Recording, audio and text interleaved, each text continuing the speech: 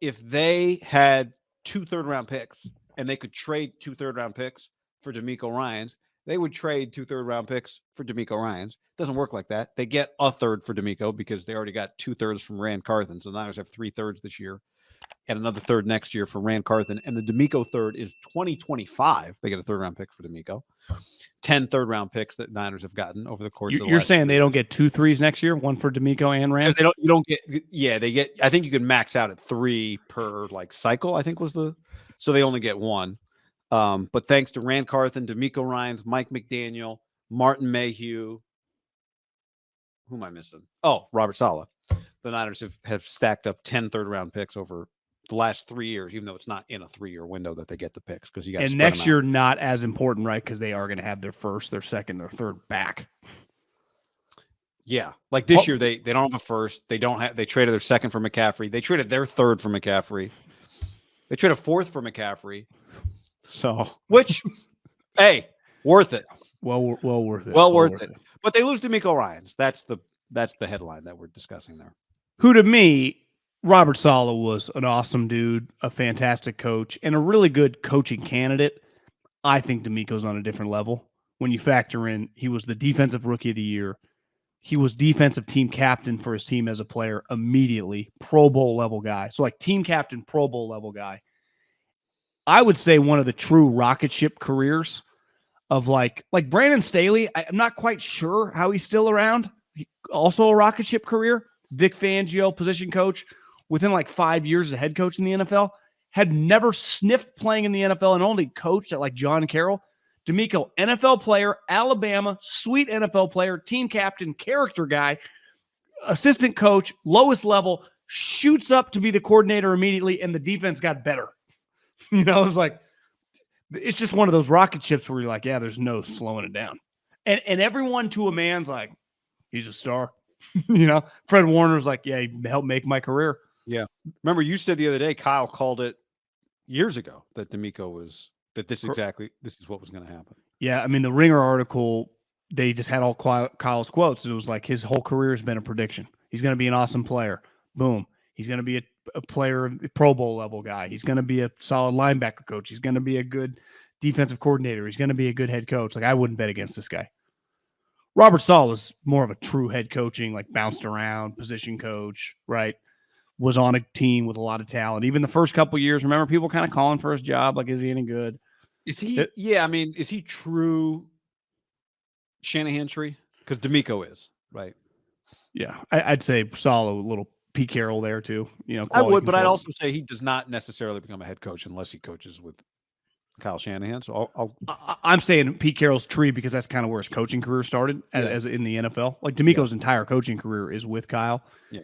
And, you know, I just think it does feel like he's got he's more understated in terms of Vrabel's got a little cocky rah-rah to him. And every human's personality is different, but I think him and Vrabel are comparable in the sense of like high-level players. Everyone around him was like, this guy's a star. And then he gets into coaching, immediately star, and becomes a head coach. What's DeMeco? Our age? I mean, I don't even know if he's 40 yet. Might be 40 because he was, I think, offensive rookie of the year 07. He's 38. 38. Turns 39 in July. So he'll coach his first NFL game as a 39-year-old? Yes. Wouldn't you say that 37 to 39 is kind of like the new NFL 45? Yeah. Because, you know, and DeMeco's probably an example. For a guy that played in the league, well, I mean, he has only coached 17, 18, 19, 20, 21, 22. 6 years he's been coaching. Came with Kyle. So we are, you know, basically 15 years since his rookie year, he's an NFL head coach. Did stop playing, though. You know, I think a lot of coaches often say about former players when they get frustrated, it's like, yeah, I've been coaching that 9 years when you were playing, so perfecting the craft. And that's what made, I think, DeMeco and Vrabel kind of unique. Like, they were team captain. Yeah, they were team captains, the voice of the defense. Played a position where you are the coach on the field, right? That helps. Yeah, it's like, Wes, you were a slot receiver. You know, it's like, DeMeco was like, yeah, I was calling the defense. You know, I did the signals. Yeah, it's like the coaching equivalent of like quarterbacks get like all the shots to be broadcasters. It's because they just know everything. Yeah. Like it just translates. That's why Greg Olson's been like, I think tight ends, probably because they know blocking, they know pass game, they know run game. Catchers with managers, right? Yeah. Back when the managers used to make decisions during the game. True. Themselves. I was thinking about that. The rumors, we'll see where we'll get into Vic here in a second, that Dan Quinn got paid like basically $5 million a year. And Vic was waiting for that contract because he's going to get like 5.5, 6. The coordinators in the NFL make dramatically, like, is there a major league manager that sniffs that amount of money anymore? I think their salaries are going down. Yeah. Wrong profession.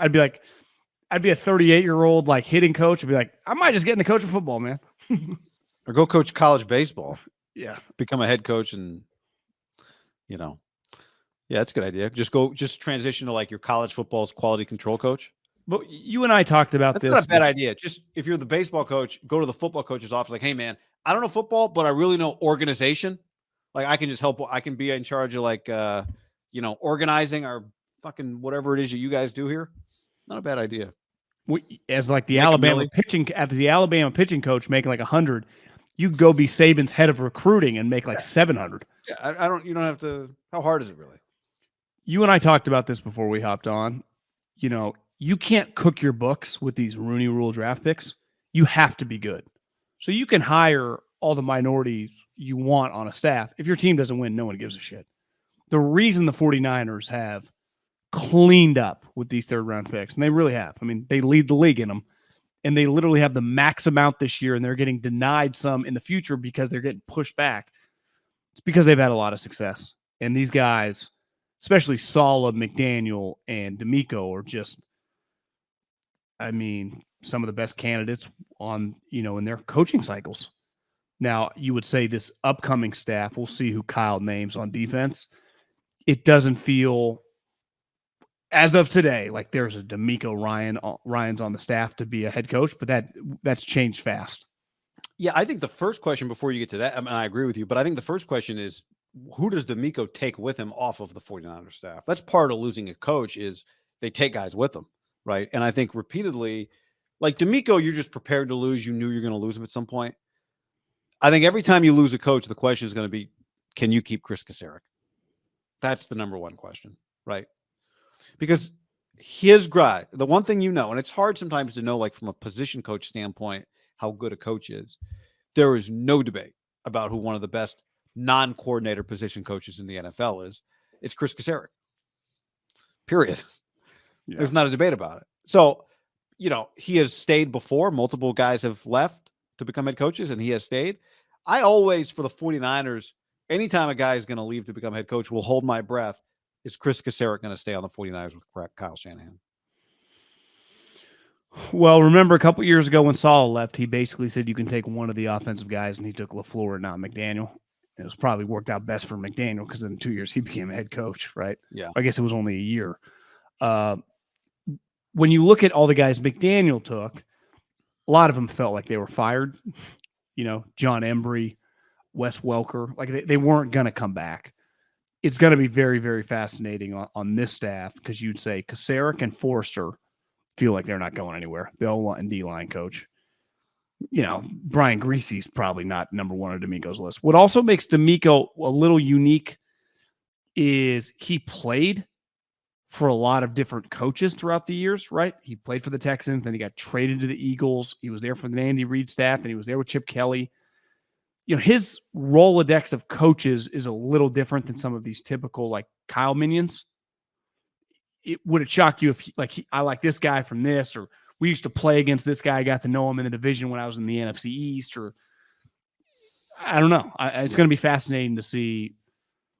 Like ultimately Sean Payton, all his former guys that just got fired around the league, like Lombardi with the Chargers, like Lombardi's going to coach with him, and I would bet in Denver. DeMeco, who his offensive coordinator is, like that's a fascinating hire. Is it Kubiak? Could be the dad. If you just tell me, Gary tells DeMeco, like, I'll come back and be your offensive coordinator for a year, help you get this thing going. Because he's going to need. Maybe Daryl Tapp is his D-line coach. Yeah, I could see something like that. They played together in Philly. But that's that's a pretty natural. You take the assistant if you like him, whatever. Yeah, the assistant position coach, who his offensive coordinator is. Like if it is, I would say taking Kubiak's kid would be a pretty bold move. You know, it does feel like that position. Maybe get like a former head coach. He's going to need a former head coach on his team. Cliff Kingsbury.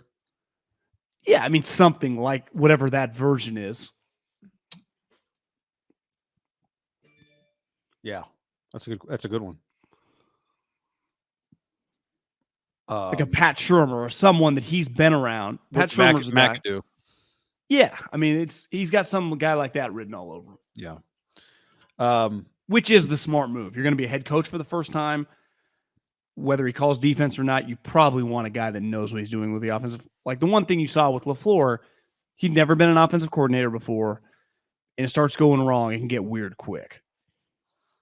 At least when you got a guy and it goes weird, and it's a McAdoo, a Shermer, a Kubiak, it's like, I've been around the block, guys. They did have, they were supposed to have a veteran quarterback coach who died, who got hit by the bike like in Walnut Creek. Knapp. Yeah. Greg Knapp. That was part of the Michael LaFleur plan, right? It's like, we are going to have a veteran here for Zach Wilson. And then he was killed. But I would say, though, when you have to do that, remember McVay hired Wade Phillips? And it was like, we want a veteran former head coach, but also just an older guy on the staff for the younger guy. When you have to hire for the quarterback and kind of your position and your coordinator, like that's a lot. yeah. Anthony Lynn, Justin on the stream suggests. Yeah, I mean, something like that. Can't hate. I'm not worried about replacing a running back coach. Like Anthony Lynn. Yeah, although I will, one thing, when the Niners started losing, you might remember when they started losing quarterbacks left and right in the NFC Championship game. One thing that didn't happen, like Shanahan didn't immediately go to the bench and just start. It was Anthony Lynn flipping through stuff with Juszczyk. It was Greasy going through stuff with Josh Johnson. We don't. It's hard to know sometimes what a QB coach. Just from the outside, you'd have to say Greasy probably had a good year in his first year coaching. Yeah, right. I'd say it went pretty well for Greasy, all things considered. I'd say, yeah. I'd say not bad. I did a good job. Honestly, Anthony Lynn, you could make fun of him, and I'm guilty as anybody for his Charger tenure. He's clearly a very high-valued offensive assistant in the NFL, right? I bet and he's probably underutilized as a running backs coach. But I think he was the assistant head coach as well. Not sure exactly. That's maybe a little more of a title, but to get a guy a little more cash. But it's a real title, right? Like that's Deuce Staley's title, running back coach, assistant head coach. I think, and you see that on the sideline, like you run shit when you got to. And Kyle doesn't budge from his. Well, he has referees to scream at. Yeah, that's true.